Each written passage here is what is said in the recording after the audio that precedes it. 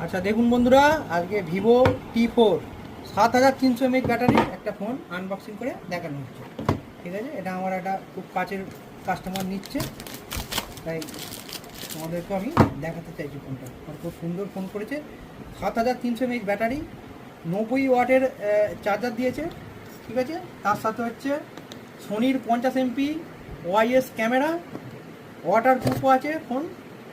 খতরনাক দেখতে করেছে ফোনটা দেখুন খালি, অসাধারণ লুকিং আছে দেখুন।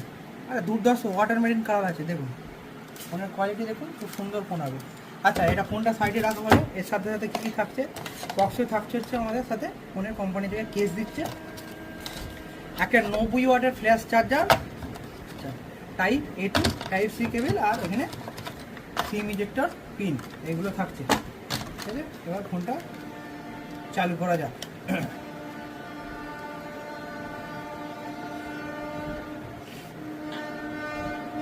ঠিক আছে, চালু হচ্ছে।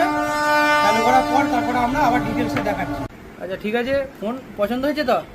একবার পেছনটা ঘুরিয়ে দেখিয়ে দাও, দেখুন বন্ধুরা, আর একবার সামনেটা এমনি দেখিয়ে দাও অন করে, ব্যাস এরকম হবে ফোনটা।